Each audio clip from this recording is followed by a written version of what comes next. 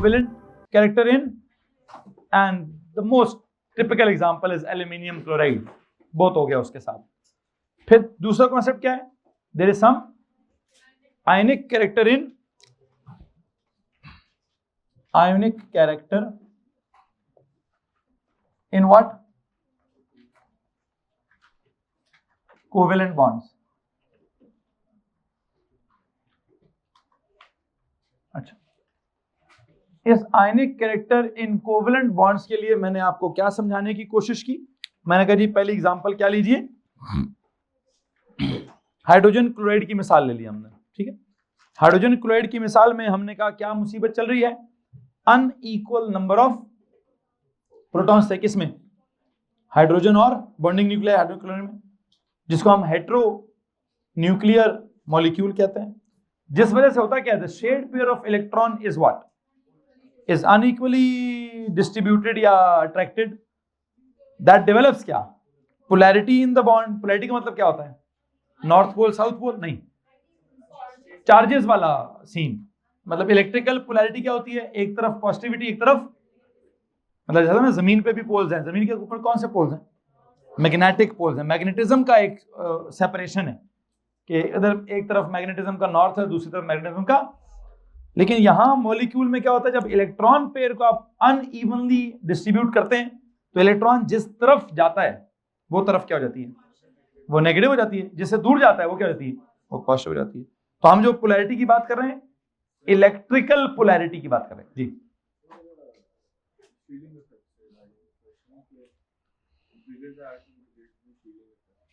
क्या, ये मैंने तो कभी नहीं पढ़ा है। नहीं, आपने जो पहला आर्ग्यूमेंट दिया है मैंने उस हिसाब से नहीं पढ़ाया, बिगर द एटम के हिसाब नहीं होगा, नंबर ऑफ शेल्स का हिसाब लगाया। हाँ, ज्यादा शेल्स होंगे तो शील्डिंग इफेक्ट ज्यादा होगा, agreed.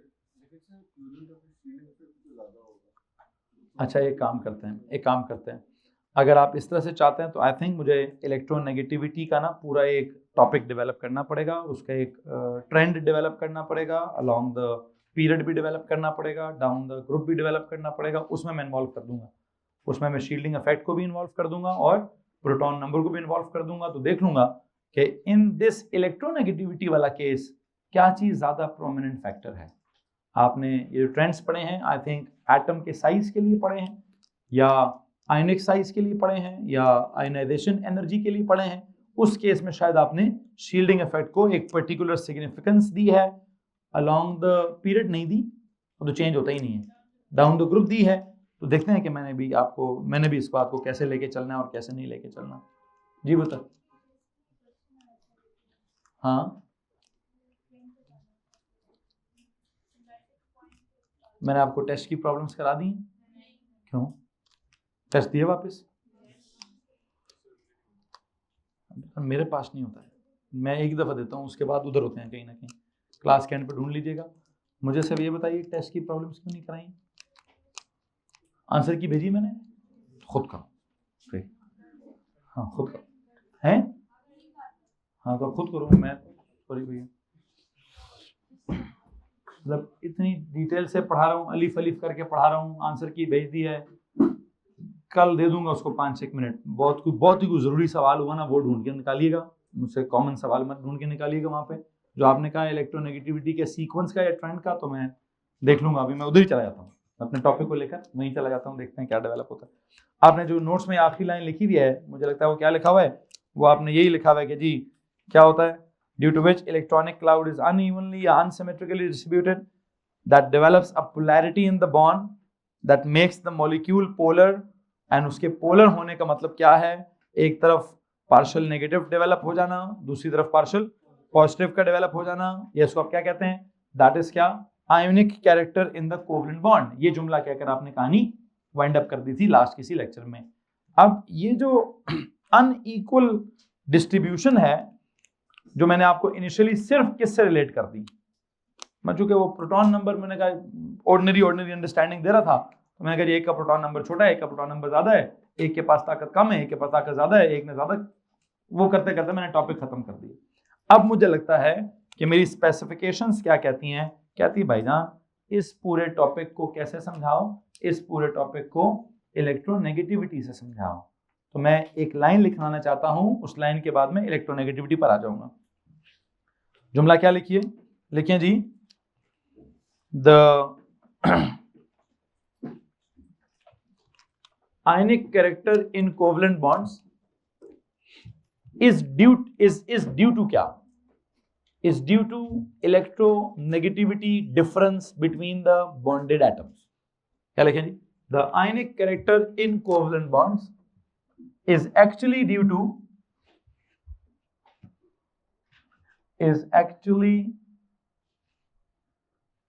what? Due to the electronegativity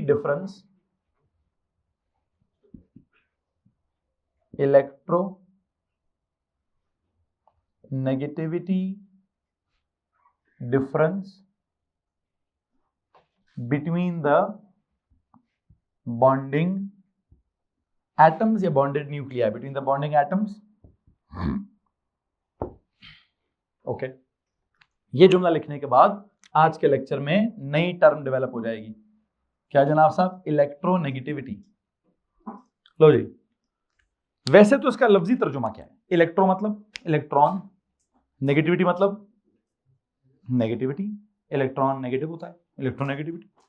लेकिन आई थिंक मैं इसके लफ्जी तर्जुमे पे नहीं जाऊंगा, मुझे इसको ऐसे नहीं बोलना चाहिए कि इलेक्ट्रो का मतलब इलेक्ट्रॉन होता है और नेगेटिविटी का मतलब इलेक्ट्रॉन नेगेटिव होता है। इसका मतलब है कि ये एक एडजेक्टिव है, एक प्रॉपर्टी है, प्रॉपर्टी टू बिकम क्या, नेगेटिव, बाय क्या, बाय अट्रैक्टिंग द क्या, शेड पेयर ऑफ इलेक्ट्रॉन। टिविटी, यू नो, एंड पे जब वो टी लगा होता है, टी वाई लगा होता है, तो वो बेसिकली क्या होता है, एडजेक्टिव होता है। क्या अंग्रेजी में उसको क्या बोलते हैं, एडवर्ब, एडजेक्टिव, पता नहीं कुछ होता है, एडजेक्टिव होता है। क्या होता है जी, ये जो एडजेक्टिव होता है ये हमेशा एक सीधा सीधा वर्ड नहीं होता, ये एक प्रॉपर्टी होती है किसी चीज की, कुछ करने की। क्या करने की, इलेक्ट्रोनेगेटिव होने की। इलेक्ट्रोनेगेटिव मतलब उस इलेक्ट्रॉन को अपनी तरफ खींचकर खुद को क्या, खुद को नेगेटिव बनाने की एबिलिटी को क्या कहते हैं। I would like to write क्या, it's the ability of an atom, बल्कि एबिलिटी की जगह पावर, एबिलिटी और पावर जो भी, दोनों में से। मेरे नोट्स में लिखा है एबिलिटी, इसमें लिखा है पावर, स्पेसिफिकेशन में लिखा है जी पावर। देखिए जी, एबिलिटी और पावर ऑफ एन एटम, और जब कॉलम्स बराबर होंगे तो प्लीज मुझे लाजमी बता दीजिएगा। इज द एबिलिटी और पावर ऑफ एन एटम, बल्कि एक और भी, पावर के साथ एक टेंडेंसी, पावर, एबिलिटी या टेंडेंसी ऑफ एन एटम क्या करने के लिए, to attract the what, to attract the shared pair of electron,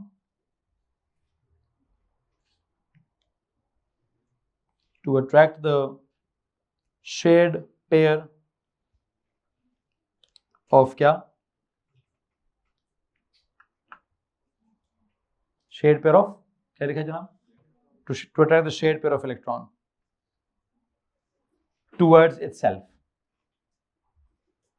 ability or power of tendency of an atom to attract the shared pair of electron towards its self and become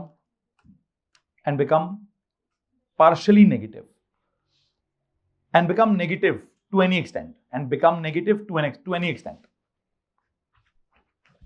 तो electron का मतलब क्या हो गया, electro का मतलब electron की बात हो गई, इलेक्ट्रॉन के पेयर की बात हो गई, इलेक्ट्रॉन के शेड पेयर की बात हो गई, और उस शेड पेयर का क्या सीन हो गया, उस शेड पेयर को खींचने की बात हो गई, और उसके खींचने की बात के लिए हमने क्या किया कि जनाब साहब कौन उसको क्या करेगा, ज्यादा खींचेगा।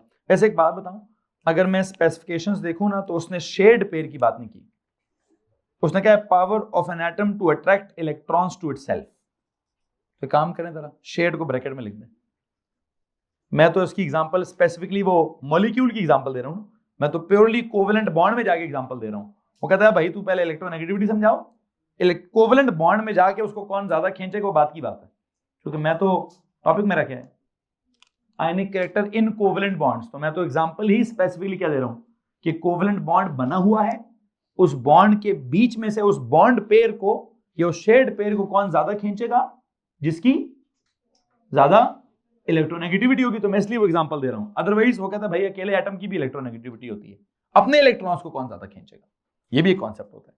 किसी और का तो खींचेगा तो खींचेगा, ये जो अपने उसके जाती इलेक्ट्रॉन्स होते हैं उसको कितने जोर से खींचेगा, ये भी क्या होता है, कहते हैं भाई ये भी इलेक्ट्रोनेगेटिविटी होती है कि वो अपने इलेक्ट्रॉन्स को कितना जोर से खींचेगा, या अगर कोई गेन करने के लिए किसी ने लूज किया तो उसके इलेक्ट्रॉन्स को कितना खींचेगा।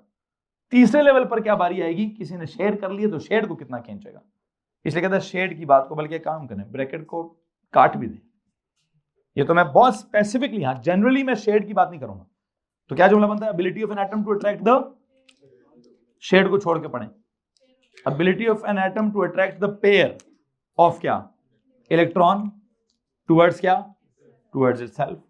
और मुझे तो होता है पेयर को भी काट दें, शेड पेयर को काट दें, इलेक्ट्रॉन करें सीधा सीधा। क्यों, चूंकि शेड पेयर की जब आप बात करेंगे तो ये स्पेसिफिकली कौन सी बात हो जाएगी, ये तो कोवेलेंट बॉन्डिंग की स्पेसिफिक बात हो जाएगी। वो कहता है एटम की भी एक इलेक्ट्रोनेगेटिविटी होती है, फिर जब वो एनाइन बनाता है तो एनाइन भी वो अपनी किसी इलेक्ट्रोनेगेटिविटी की वजह से बनाता है, फिर वो मॉलिक्यूल के अंदर जाकर शेड पेयर को खींचता है, वो भी अपनी इलेक्ट्रोनेगेटिविटी की वजह से खींचता है। तो पहले किसका जिक्र कर लें, एटम का जिक्र कर लेते हैं ना, पहले इलेक्ट्रोनेगेटिविटी ऑफ एन एटम का जिक्र कर लेते हैं, फिर जब वो एनाइन बनाएगा तब उसका जिक्र कर लेंगे, फिर जब वो मॉलिक्यूल बनाएगा फिर उसका एक इन्फ्लुएंस देख लेंगे। तो बहरहाल इसलिए मैं वो शेड पेयर ऑफ वाली बात को या तो ब्रैकेट करना चाहता हूं या काट देना चाहता हूं, क्योंकि स्पेसिफिकेशन भी क्या है, अट्रैक्ट इलेक्ट्रॉन्स, कौन से, अपने भी, किसी और के भी, और शेयर हुए वाले भी। ठीक है जी, किस सिचुएशन में इलेक्ट्रोनेगेटिविटी डिस्कस होगी तो सिचुएशन फिर डिसाइड करेगी। बहरहाल आपको वैसे पता है मेरी इस वक्त सिचुएशन क्या है, मेरी सिचुएशन है कोवेलेंट बॉन्ड के अंदर आयनिक कैरेक्टर को एक्सप्लेन करने वाली, इसलिए मैंने इनिशियली क्या लिखवा दिया था, शेड पेयर ऑफ इलेक्ट्रॉन्स की बात कर ली थी। अदरवाइज मैं मानता हूं कि आप जनरल इलेक्ट्रॉन्स की बात कर सकते हैं। अच्छा, अब अगली बात क्या है, ये पावर वैसे डिपेंड किस पे करती है। अब आते हैं भाई के सवाल की तरफ। उन्होंने कहा यार सर ये वो जो ये असल में बेसिकली डिपेंड करती है तीन चीजों की तरफ। सबसे पहले तो आपके न्यूक्लियस के चार्ज पे डिपेंड करती है, फिर ऑफ कोर्स शील्डिंग इफेक्ट पे डिपेंड करती है, और हाँ असल में चार्ज और शील्डिंग इफेक्ट दोनों के ऊपर साइज डिपेंड करता है। तो मैं साइज के हिसाब से इलेक्ट्रोनेगेटिविटी समझा लूंगा। क्या करें, अगला जुमला देखिए, देखें जी, दिस पावर डिपेंड्स अपॉन क्या, this power depends upon number 1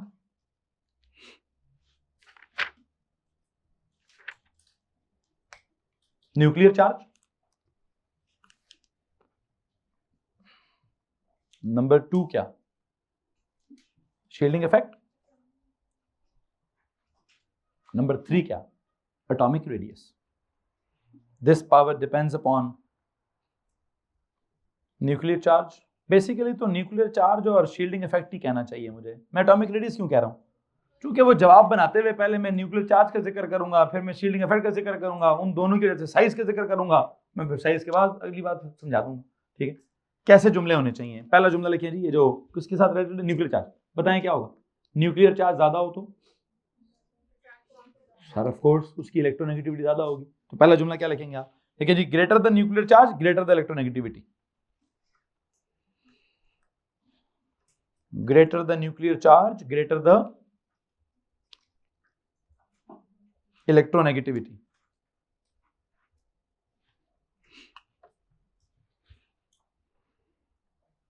greater the nuclear charge greater the, simple बात है, मतलब प्रोटॉन ज्यादा होंगे तो ताकत ज्यादा होगी। अच्छा, शील्डिंग इफेक्ट का क्या लिखवाऊं भाई, आप बता रहे थे डोगर, तो क्या होगा, मतलब शेल ज्यादा होंगे, शील्डिंग इफेक्ट ज्यादा होगा, तो influence of the nuclear charge, तो उसकी पावर, तो मैं अगर सीधा सीधा कहूं greater the shielding effect lesser the electronegativity, तो मसला है। अगला जुमला लिखो, greater the what, greater the shielding effect lesser the electronegativity, lesser the electronegativity, lesser the electronegativity। अच्छा, आप तीसरी बात बताओ, अगर हम एटम के साइज की बात करें कि वो जब ज्यादा होता है तो क्या होगा, बात वही है, न्यूक्लियस से दूर चले जाएंगे तो खींचना, मतलब वो इलेक्ट्रॉन निकालना आसान हो जाएगा, लेकिन किसी को खींचना, रिमेंबर आयनाइजेशन एनर्जी क्या होती है, कम हो जाती है, मतलब इलेक्ट्रॉन निकालना आसान हो जाता है। लेकिन किसी इलेक्ट्रॉन को खींचना क्या हो जाएगा? मुझे लगता है कि मुझे आर्ग्यूमेंट ये बनाना है कि greater the atomic radius lesser the electronegativity. Greater the atomic radius तो क्या होगा जी? तो लेसर द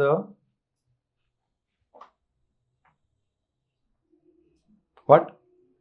इलेक्ट्रोनेगेटिविटी। पर सारे जुमले वाइस वर्सा के हिसाब से भी चलेंगे। अब इससे पहले कि मैं वापस उसके टॉपिक में लेकर आऊं, जैसे उसने सवाल पूछा, तो मैं चाहता हूं कि मैं किधर चला जाऊं? एक ट्रेंड अलोंग द पीरियड चला जाऊं, फिर ट्रेंड डाउन द ग्रुप चला जाऊं। तो हेडिंग दे जनाब साहब, trend of electronegativity along the period. Along the कौन सा पीरियड? अलोंग द पीरियड 3 लिखिए जी। Trend of electronegativity, trend of electronegativity along the period 3। और आई होप आपको याद आ रहा होगा, पीरियड 3 के साथ बहुत कुछ पढ़ा है हमने। क्या पढ़ा है? नहीं वो चलो वो तो पढ़ा है, ट्रेंड्स की बात कर रहा हूँ। सोडियम, मैग्नीशियम, एल्यूमिनियम, सिलिकॉन, आगे फास्फोरस, सल्फर, क्लोरीन और आर्गॉन। ये हमारे कितने थे? 8 एलिमेंट्स थे। और हमने पहले चैप्टर में बड़ा लंबा चौड़ा इनको घसीटा कि एटॉमिक नंबर यूं जा रहा है, प्रोटॉन नंबर यूं जा रहा है, न्यूक्लियर चार्ज ज्यादा हो रहा है, नंबर ऑफ शेल्स कांस्टेंट है, शील्डिंग इफेक्ट कांस्टेंट है, तो the nuclear pull, the pull of the nucleus on the valence electrons ज्यादा हो रही है, तो साइज पता नहीं छोटा हो रहा है। वो सारे पॉइंट्स दोबारा लेकर एक पॉइंट और लिख दूंगा। बताएं क्या? इलेक्ट्रोनेगेटिविटी इंक्रीज हो रही है। क्यों? आगे जाओ तो न्यूक्लियर चार्ज ज्यादा हो रहा है, शील्डिंग इफेक्ट कांस्टेंट है, एटम का साइज। तो डिस्टेंस, अगर मैं कहूं distance between the nucleus and the incoming electron, चलो एक काम करते हैं, इनकमिंग इलेक्ट्रॉन को खींचने की बात करते हैं। किसको खींचने की बात करते हैं? मतलब ना अपने इलेक्ट्रॉन्स की बात करते हैं, ना शेयर्ड इलेक्ट्रॉन्स की बात करते हैं। किन इलेक्ट्रॉन्स की? कि एक एटम के बाहर एक इलेक्ट्रॉन पड़ा है, उसको खींच सकता है कि नहीं खींच सकता? तो उसको खींच सकने के लिए क्या करना पड़ेगा उसको? जैसे जैसे मैं अलोंग द पहले के काम करें, नोट्स ऐसा लिखते भी रहे। Trend of electronegativity down the group, नहीं डाउन नहीं, क्या अलोंग द पीरियड थी। जवाब लिखें, as we move from left to right, as we move along the period 3 from left to right, as we move along the period 3, as we move along the period 3 from left to right, number 1 क्या लिखूं? ये जो point होता है जरा सुन लीजिए पहले। Atomic number increases, proton number increases, nuclear charge increases, ये 3 है, एक ही पॉइंट है। एटॉमिक नंबर बोलें, प्रोटॉन नंबर बोलें, या क्या बोलूं? देखिए जी, न्यूक्लियर चार्ज इंक्रीजेस,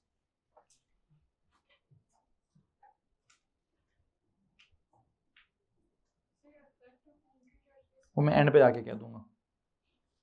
पहले सिंपल बोलें जी, आगे जाते जाते न्यूक्लियर चार्ज ज्यादा हो रहा है। Number 2, shells, number of shells remain constant, number of sub shells remain constant, बल्कि number of shells remain constant, number of inner shells remain constant, shielding effect remains constant. ये 3 है कि एक है? कौन सा ज्यादा बेहतर है? देखिए, shielding effect remains constant, shielding effect remains constant.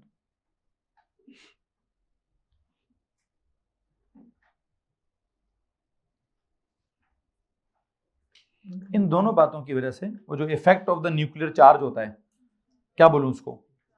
Pull of the nucleus on the, अब क्या बोलूं, वैलेंस इलेक्ट्रॉन। जब मैं आयनाइजेशन एनर्जी की बात होती थी ना, तब होता था इलेक्ट्रॉन रिमूव कराना है, कौन से वाला?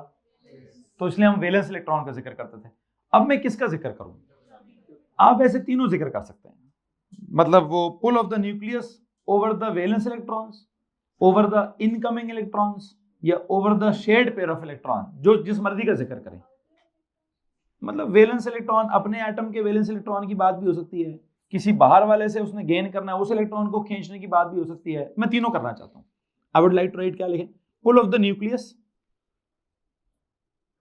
पुल of the nucleus on the what? On the valence slash incoming slash shared pair of electrons, pull of the nucleus